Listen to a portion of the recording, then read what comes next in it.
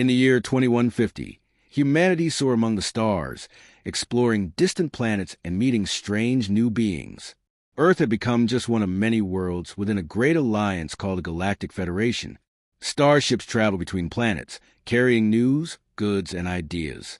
But everything changed one fateful day when a solemn message was broadcast across the galaxy. The message came from the Galactic Council, a group of representatives from various planets. They said that Earth had been voted out of the Federation. The reasons were many: pollution, war, and the way humans treated each other and their planet. The Council believed that Earth's actions put the entire galaxy at risk. On Earth, news of the expulsion hit hard. In a small town called Greenwood, Emma watched the announcement with her friends on their holoscreens. Emma was a bright girl with a passion for science. Her friends, Jake and Mia, sat beside her. The news cast a shadow over their dreams of becoming explorers. How could they do this? Jake exclaimed, his face twisted in anger. We are not that bad. Mia, who always tried to see both sides, said, maybe they think we are harmful. We've made mistakes, but we can change. Emma felt a spark of hope. What if we show them Earth can be better? We can prove ourselves. The trio spent the following days brainstorming ideas. They decided they would send a message to the Galactic Federation. They would ask for a chance to prove that humanity had changed.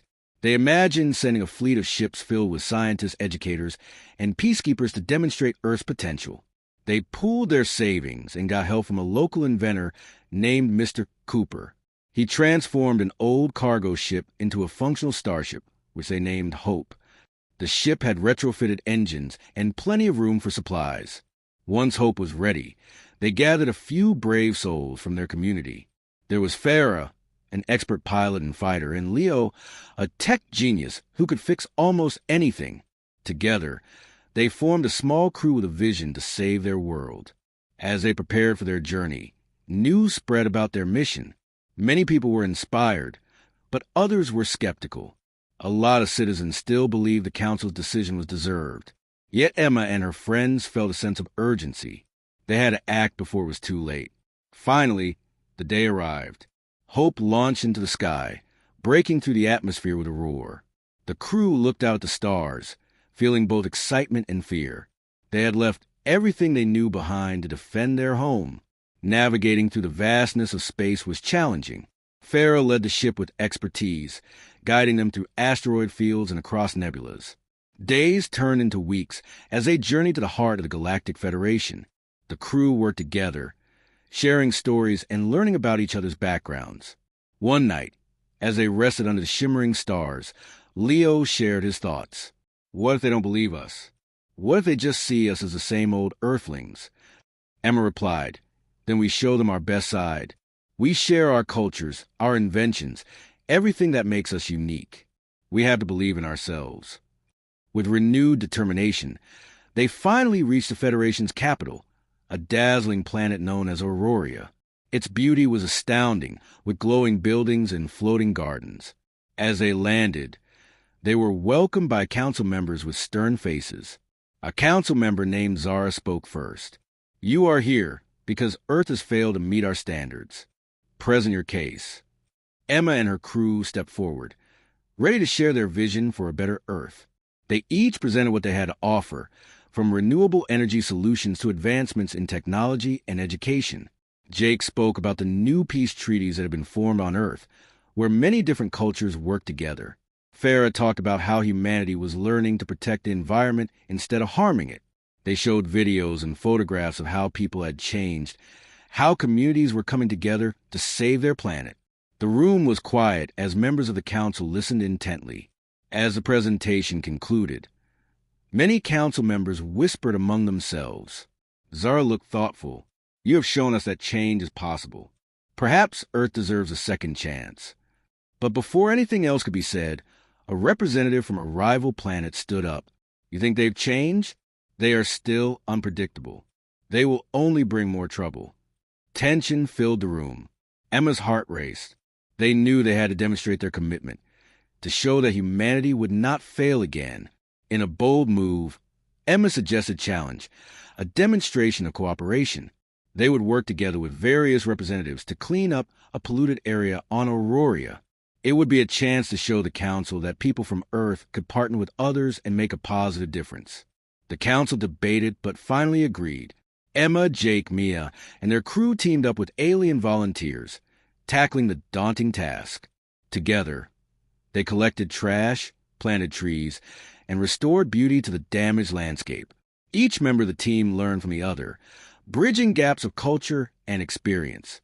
As they worked together, a bond started to form. Both humans and aliens began to see the potential of collaboration and understanding. Days turned into weeks as they transformed the area. At the unveiling ceremony, Zara spoke again. "Thank you for showing us that unity is possible. Your actions here have demonstrated true commitment to change." The Council voted again this time to reinstate Earth into Galactic Federation, but with strict oversight to ensure the planet maintained its new course. Emma and her friends returned home triumphant. They had shown the galaxy that humanity could learn from its mistakes and embrace a brighter future. Their adventure became a story that inspired generations to come, a tale of hope proving that sometimes a small group of determined individuals can change the fate of an entire world. The emergency klaxon blared across every comm screen on Earth, a pulsating red scream against a backdrop of stars. It wasn't a drill. The Galactic Council had convened, debated, and delivered their verdict. Earth was to be expelled from the Galactic Federation. On the bridge of the ISS Pathfinder, Captain Eva Rostova stared at the message, her face a mask of disbelief. Beside her, Commander Jien, his usually jovial face grim, muttered, "Expelled? What in the name of Sagan?" The message was terse, devoid of explanation. Unacceptable societal aggression. Disregard for established galactic protocols. Planet designated for immediate removal. All Federation support withdrawn. Societal aggression? Eva repeated, her brow furrowed. "We argue, sure, but aggression? We haven't even had a proper war in decades." Jen shook his head. "Galactic protocols? We follow the trade agreements. The environmental standards, what are they talking about?" As they grappled with the message, Comms Officer Lena Petrova intercepted a flurry of panic transmissions from Earth. Riots were erupting in major cities. Doomsday prophets were having a field day. The political talking heads were blaming each other, as usual. "Captain," Lena said, her voice tight, "President Sharma is on the line." "Secure channel." Eva took a deep breath and nodded. The president's face appeared on the main screen, haggard and grim. "Captain Rostova," she said, her voice trembling slightly. "Have you seen the message?" "Yes, Madam President," Eva replied. "We're scrambling to understand this. But the Council, they're not known for reversing decisions. Rostova, I need you to assess the situation. How long do we have?" Eva consulted the tactical display. "According to the message, immediate removal. I'm guessing they mean within the standard galactic cycle, about 24 Earth hours." The president paled. 24 hours? To what? Abandon Earth. "That's the implication, Madam President." Silence hung heavy in the air. Then, President Sharma's face hardened. "Then we don't have time to waste. Rostova, this is no longer a fact-finding mission. This is a survival mission. Do whatever it takes to protect humanity." The ISS Pathfinder was the most advanced vessel in Earth's fleet, a long-range explorer equipped with experimental warp drive technology and a complement of highly trained scientists, engineers, and security personnel. It was never intended as a warship, but it was all they had. Eva addressed the crew. "All right, people, listen up. The Galactic Council has decided we're not welcome anymore. They've given us 24 hours to leave. I don't know why, and frankly, I don't care right now. Our priority is to ensure the survival of humanity." A murmur ran through the crew. Fear, confusion, but also a steely resolve. These were not soldiers, but they were Earth's best and brightest, and they weren't about to give up without a fight. "Commander Jien," Eva continued, "prepare the warp drive for immediate departure. Set a course for Kepler 186F. It's the most Earth-like planet within a reasonable distance." "Aye, Captain," Jien replied, his voice firm. "Lena, open a channel to all Earth vessels in orbit. Inform them of the situation. Tell them to prepare for immediate evacuation. No exceptions. As the crew scrambled to their stations, Eva turned to Dr. Eris Thorne, the lead astrophysicist. Eris, what do we know about this immediate removal? Is it just a threat, or do they have the means to destroy the planet? Eris, a wiry man with perpetually disheveled hair, ran a hand through his thinning locks. Theoretically, yes. There are several technologies that could be used. Planet busters, gravity manipulators, even something as simple as redirecting a large asteroid. Can we detect them? Potentially, but we'd need a lot more data, and time we don't have. Time. It was the one thing they were desperately short on. As the ISS Pathfinder powered up its warp drive, a chaotic exodus began from Earth. Every available spacecraft, from luxury liners to cargo freighters, launched into orbit, crammed with as many people as they could carry. The skies above Earth became a swirling ballet of desperate hope and utter terror. Eva watched the unfolding chaos on the main screen, her heart aching. They couldn't save everyone. They could only save those who could reach the stars. Suddenly, alarms blared throughout the ship. "Captain," Lena shouted, "we're detecting a large energy signature approaching Earth orbit. It's unlike anything I've ever seen." On the main screen, a shimmering distortion appeared in space, growing larger with each passing second. It was a colossal vessel, dwarfing even the largest Federation cruisers, its surface bristling with unknown technology. "That's it," Eris said, his voice hushed. "That's what they're going to use to remove us." Eva felt a cold dread creep into her bones. They were outmatched, outgunned, and hopelessly unprepared. But surrender wasn't an option. Not while there was still a chance. "Commander Jen," she said, her voice steady, "initiate warp sequence. Now!" The ISS Pathfinder lurched forward, space distorting around it as the warp drive engaged. They were leaving Earth, leaving behind billions of people, leaving behind everything they knew. As they hurtled through the void, Eva couldn't shake the feeling that they were running away. But what else could they do? Fight a battle they couldn't win? Then an idea sparked in her mind. A desperate, audacious idea. She turned to Eris. "Doctor, you said they could use gravity manipulators to destroy Earth. Could we use the same technology to defend ourselves?" Eris looked at her, his eyes wide. "It's theoretically possible, but we need to recalibrate the warp drive, modify the energy conduits. It would be incredibly dangerous." "We don't have a choice," Eva said. "Prepare the modifications. We're going back."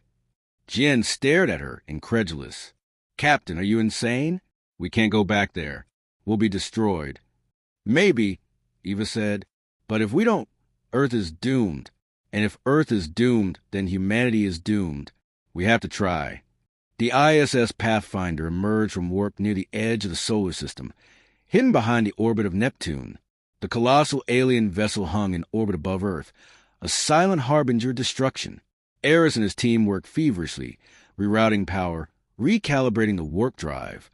The ship shuddered and groaned under the strain. "Almost there, Captain," Eris said, sweat dripping from his brow. "Just a few more tweaks." Suddenly, the alien vessel turned its attention towards them. A beam of energy lanced out, striking the ISS Pathfinder shields. Alarms blared. "We're losing shields," Lena shouted. "They've detected us." "Now, Eris," Eva yelled. "Now or never." Eris slammed his fist on the control panel, engaging gravity inversion. The ISS Pathfinder shuddered violently as the modified warp drive channeled its energy into a focused gravity field.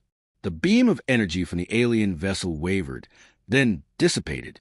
The alien vessel seemed to hesitate, confused by the unexpected resistance. Then it unleashed its full power. But it was too late. The gravity field generated by the ISS Pathfinder expanded, engulfing the alien vessel. The ship began to twist and buckle under the immense forces. Its shields flickered and died. With a final, deafening roar, the alien vessel imploded, collapsing into a singularity of its own making. Silence descended. Eva Rostova stood on the bridge of the ISS Pathfinder, her heart pounding in her chest. They had done it. They had saved Earth. But the battle was far from over. They were now outlaws, hunted by the Galactic Council. They had a long and dangerous road ahead. But as she looked out at the distant blue marble that was Earth, she knew that humanity would survive. They were resourceful, resilient, and stubborn as hell, and they weren't about to let anyone push them around. In a distant future, humanity had spread across the galaxy. Earth was no longer the only home for humans. They had established colonies on Mars, moons of Jupiter, and even distant exoplanets. But not all was well. With this expansion came a mix of cultures, technologies, and opinions about how to live and govern among the stars. In a grand assembly on the planet of Viridian, leaders of different species gathered to discuss Earth's actions. There was Zorak, a wise and old Kaltorian, known for his shimmering skin and gentle demeanor. Next to him sat Alara, a spirited Lyrian, whose sharp eyes sparkled with determination. They represented the Galactic Council, a group designed to keep the peace among civilizations. When did Earth decide they could do whatever they wanted? Alara asked, her voice firm as she gazed around the assembly hall. They exploit resources, ignore treaties, and take advantage of weaker worlds. They cannot be allowed to continue. Zorak nodded in agreement. They have become a threat to themselves and to the galaxy. We must act. The council convened to vote on Earth's fate. As a glowing orb symbolizing Earth flashed on the screen, the tension in the room was palpable. After long discussion and a great deal of debate, the leaders cast their votes. The final tally was read out loud. Earth was to be expelled from the Galactic Council. Across the vastness of space, the news reached Earth. Inside a bustling city, Commander Eliachin listened to report. The Council has voted to expel us, she said, her voice low and serious. The room filled with grim expressions as she looked around at her team. Scientists, engineers, soldiers, and leaders. Does that mean they're going to cut us off? Asked Liam, a young engineer with a passion for spacecraft. We can't allow that, Aaliyah replied. We've been exploring the stars for decades. We won't just wait for them to tear us apart. The team agreed. They needed to act. They had what some called human ingenuity and bravery. They gathered resources and plans, determined to build a new starship equipped with advanced technology. They worked day and night, forging ahead with the hope of showing the galaxy what humanity was truly capable of. As the starship, named the Horizon, took shape, tensions rose between Earth and the other planets. Spaceports began to close their doors to Earth ships, and trade routes were threatened. A feeling of unease grew among the people of Earth. Finally, the day came when the Horizon was ready. Aaliyah and her team prepared for launch. Fueled by a mix of fear and excitement, they had one goal: to send a message to the galaxy that humanity was not easily dismissed. On launch day, thousands gathered to watch as the massive ship slowly lifted off. Children waved banners, and families cheered. But inside the ship, Aaliyah and her team were focused. They had prepared a one-way mission, aiming to travel to the heart of the Galactic Council on Viridian. The journey was filled with challenges. The ship's engines roared as they entered the cold void of space. Asteroids whizzed by, testing the crew's skills. But they worked seamlessly, overcoming each obstacle that came their way. It was their moment to prove themselves. Days turned into weeks as they traveled onward. They encountered various alien ships, some hostile and some curious, but the Horizon continued its path, pushing through the challenges. Finally, they entered the Viridian system. As they approached the planet, Aaliyah took a deep breath, preparing for what lay ahead. In the grand assembly hall on Viridian, the council members were gathering for another meeting. Zorak stood solemnly, thinking about the decision they had made. Had we made a mistake? He wondered to himself. Just then, a ship appeared in the sky. It was the Horizon, and it descended toward the council's building. The council members looked at each other in disbelief. They had never expected Earth to send a ship after their expulsion. Inside the ship, Aaliyah and her team prepared to transmit their message. On the grand screen before the council, images of humanity's achievements flashed. They showed how humans had shared technologies, helped other worlds in need, and created beauty in the stars. Aaliyah stood tall, speaking to the room filled with leaders. We are humanity. We made mistakes, yes, but we are creatures of hope and change. We've come here not to argue, but to remind you that we want to be a part of this galaxy. We want to work together, not apart." The room was silent as her words hung in the air. Zorak leaned forward, clearly moved. "You show us your strength through vulnerability," he said thoughtfully. "But how do we know you will change? If you give us a chance, we will prove it." Aaliyah responded, "We will seek to restore trust and forge bonds." Ilara couldn't contain herself. Perhaps we were too quick to judge. But it will take deeds, not just words, to truly see change. The council deliberated, voices buzzing in excited debate. Outside, on the streets of Iridian, crowds gathered, curious about the outcome. The tension was electric. Finally, after what felt like an eternity, Zorak returned to the forefront. Earth will not be expelled. Instead, we invite you back into Galactic Council on the condition that you demonstrate your commitment to peace and cooperation. Cheers erupted not only from Earth's crew, but also from many in the assembly. It was a new beginning. The journey back to Earth was filled with hope.